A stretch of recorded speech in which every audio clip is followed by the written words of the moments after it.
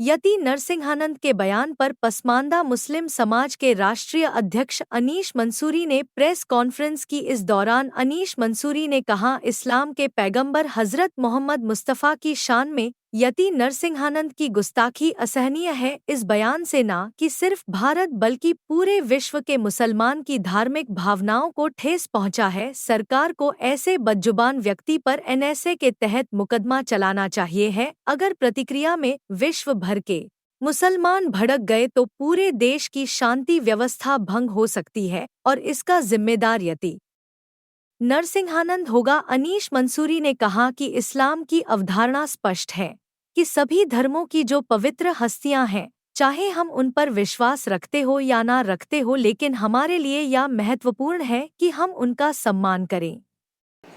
आज press conference का उद्देश्य ये है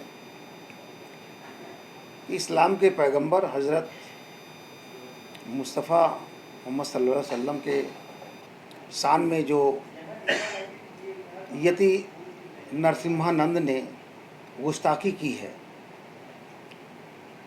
ये देश के मुसलमानों के लिए नाकाबिले बर्दाश्त है।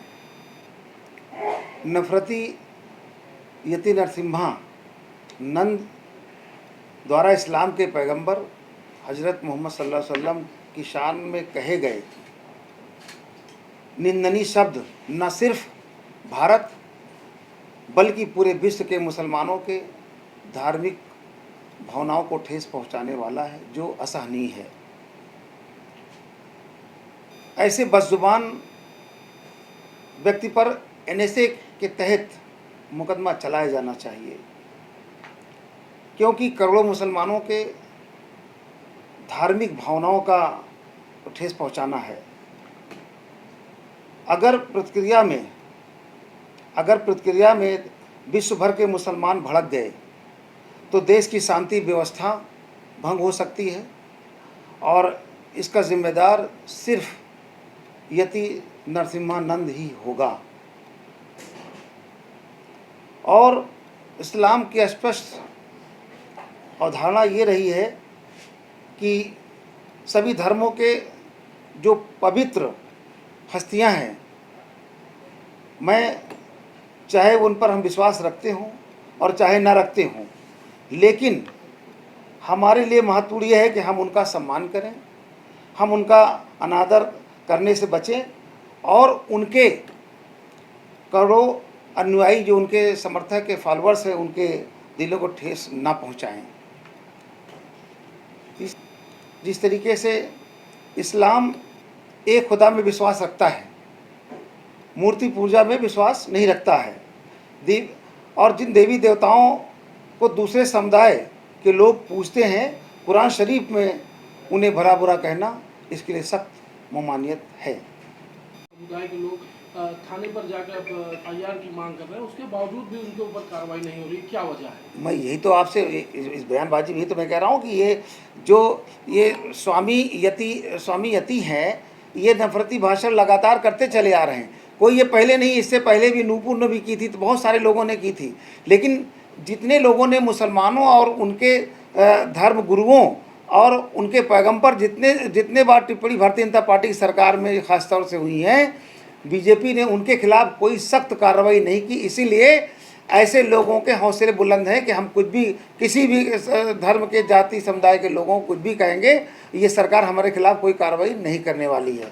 सरकार से क्या आप उम्मीद रख रहे हैं इस बार? सरकार से उम्मीद यही रखते हैं कि सरकार ऐसे जो देश के अंदर नफरत और जहर का बीज बोते हैं, इनके खिलाफ ईमानदारी से, राजनीति से प्रेरित होकर नहीं, एक आम जनता की तरह और एक देशवासी की तरह ईमानदारी से, वो किसी भी जाति धर्म समुदाय का हो, उसके खिलाफ सख्त कार्रवाई होनी चाहिए।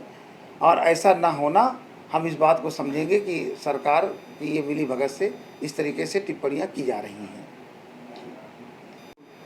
मोहम्मद साहब के बयान के बाद जहां एमआईएम के राष्ट्रीय अध्यक्ष ने खुलकर बयान दिया, बसपा सुप्रीमो मायावती ने बयान दिया, वहीं अखिलेश यादव इस मामले पर आगे नहीं आ रहे, सिर्फ मुसलमानों की वोट लेना चाह रहे हैं। देखिए, अभी माननीय अखिलेश यादव जी बाहर गए हुए थे और वो विदेश से लौटे हैं और निश्चित तौर से मुझे पूरा भरोसा है कि जो यति नरसिम्हा नंद की टिप्पणी है उस पे कुछ न कुछ कार्रवाई की मांग ज़रूर करेंगे। लेकिन अफसोस इस बात का है कि जो अपने आप को सेकुलर दल कहे जाने वाले राजनीतिक पार्टियां हैं, उनको जब मुसलमानों की वोट लेने की बारी आती है तो उनके बड़े हमदर्द बन करके उनका वोट तो हासिल कर लेते हैं, और जब मुसलमानों के दुनिया के सबसे बड़े पैगंबर हज़रत मोहम्मद सल्लल्लाहु अलैहि वसल्लम के ख़िलाफ़ टिप्पणी पर खामोश रहते हैं तो कहीं ना कहीं वोट की राजनीति से वो लोग प्रेरित हैं। और मुसलमान इस बात को अच्छी तरह समझ रहा है, देख रहा है। लेकिन मुझे पूरा भरोसा है कि माननीय अखिलेश यादव जी को और कांग्रेस पार्टी के नेता राहुल गांधी जी को भी इस जो टिप्पणी की गई है पैगंबर पर, इस टिप्पणी के खिलाफ़ आवाज़ उठानी चाहिए।